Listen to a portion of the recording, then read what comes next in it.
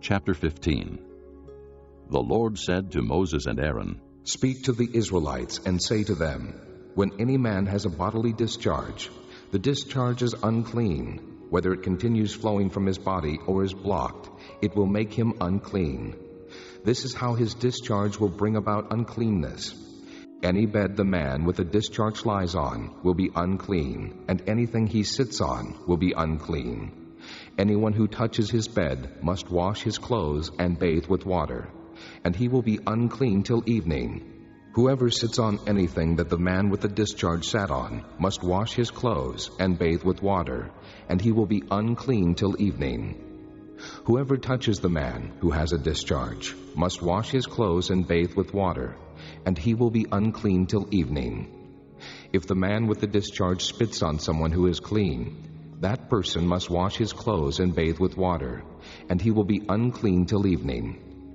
Everything the man sits on when riding will be unclean, and whoever touches any of the things that were under him will be unclean till evening.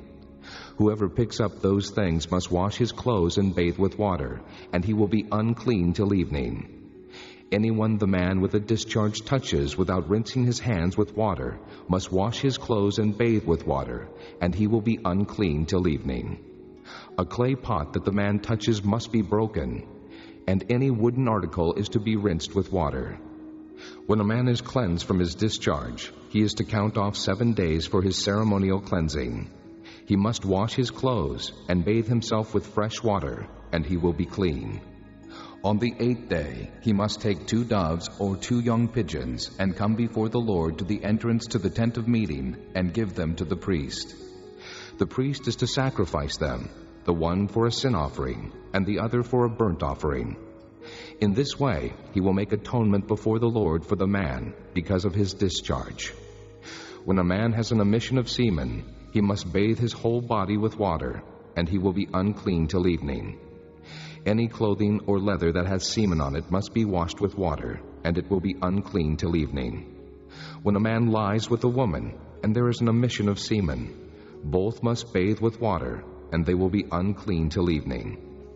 When a woman has her regular flow of blood, the impurity of her monthly period will last 7 days, and anyone who touches her will be unclean till evening. Anything she lies on during her period will be unclean, and anything she sits on will be unclean. Whoever touches her bed must wash his clothes and bathe with water, and he will be unclean till evening. Whoever touches anything she sits on must wash his clothes and bathe with water, and he will be unclean till evening. Whether it is the bed or anything she was sitting on, when anyone touches it, he will be unclean till evening. If a man lies with her and her monthly flow touches him, he will be unclean for 7 days. Any bed he lies on will be unclean. When a woman has a discharge of blood for many days at a time other than her monthly period, or has a discharge that continues beyond her period, she will be unclean as long as she has the discharge, just as in the days of her period. Any bed she lies on while her discharge continues will be unclean, as is her bed during her monthly period, and anything she sits on will be unclean, as during her period. Whoever touches them will be unclean. He must wash his clothes and bathe with water, and he will be unclean till evening. When she is cleansed from her discharge, she must count off 7 days, and after that she will be ceremonially clean. On the 8th day, she must take 2 doves or 2 young pigeons and bring them to the priest at the entrance to the tent of meeting. The priest is to sacrifice one for a sin offering and the other for a burnt offering. In this way, he will make atonement for her before the Lord for the uncleanness of her discharge.